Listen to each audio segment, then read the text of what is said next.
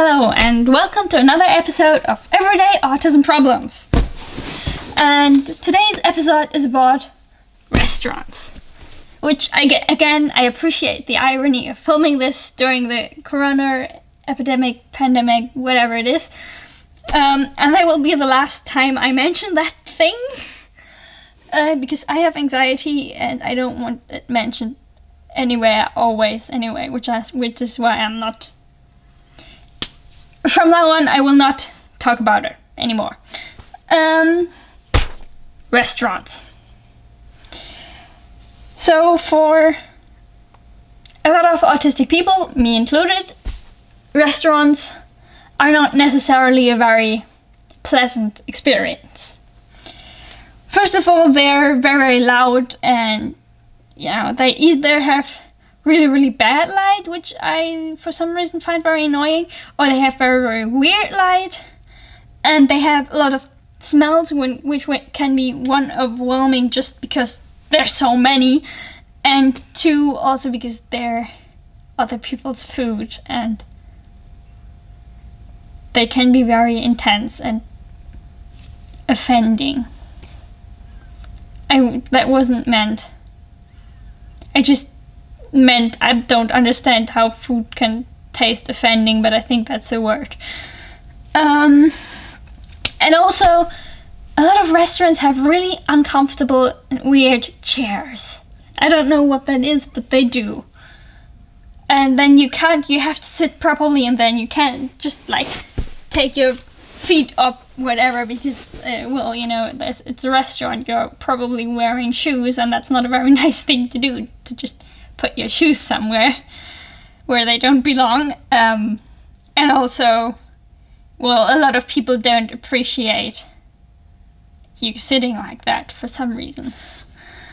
And they also have, then restaurants also usually probably mostly have like different size or texture or whatever cutlery, and just how am I supposed to eat with that? It's just weird, and then it makes the food taste different, or they haven't washed it properly, and you can tell the washing detergent and blah.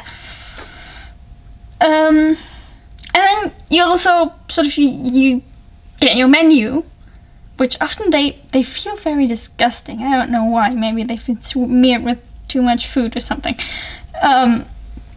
But then you have to choose between, a very big list of food, which is just, you have a lot of pressure because the people who own the restaurant, or the waiters, want you to order, and probably the people you're with also want you to order in a certain time. And then you have to decide in that time, but there's so much things to choose from it, you don't actually know how they taste like usually, and especially if you're in a new restaurant, and you don't know what they taste like, and they might taste very good, but they also might not, and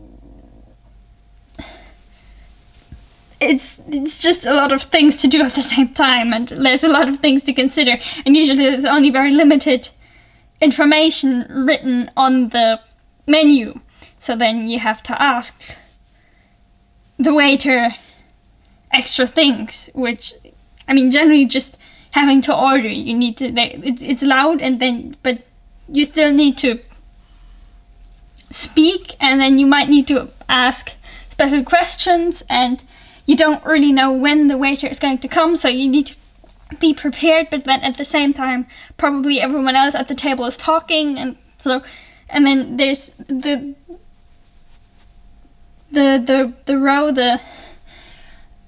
order in which people at your table order, and you don't necessarily know when, or you need to predict when it's your turn, and therefore you need to communicate non-verbally usually with other people about when it is whose turn to order.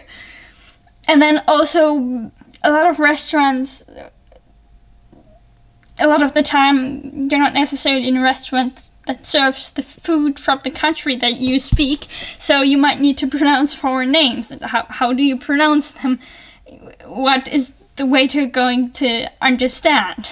And then once you get your food, and it does taste acceptable, you still need to pay attention to how you eat, because there's a lot of people watching, and you don't want to like eat very messy, because that might gross other people out.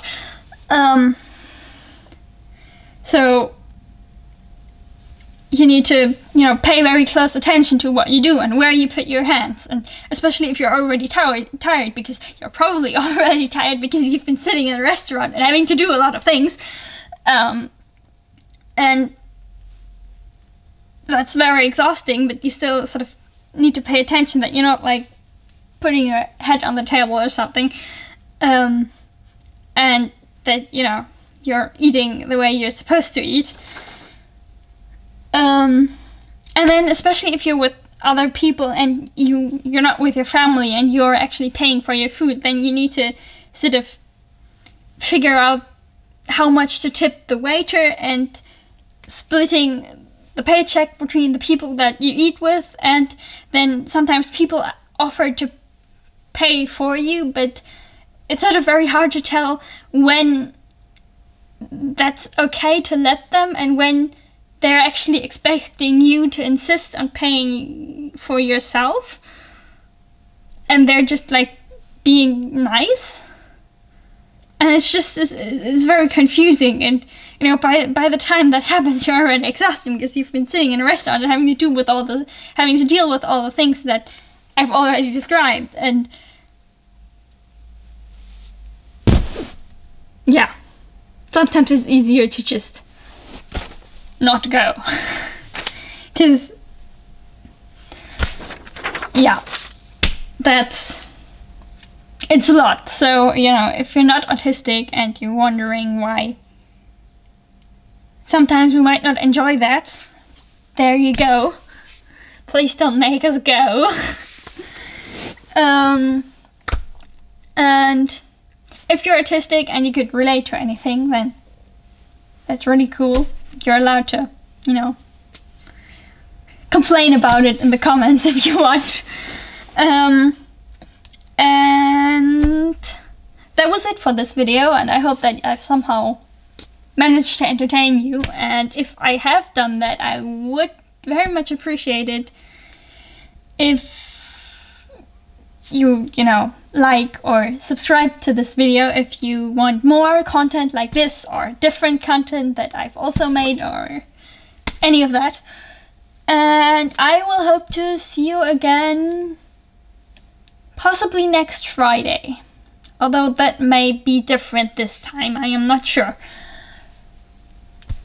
Infos to that probably in the comments. No, not in the comments, in the description. Yeah.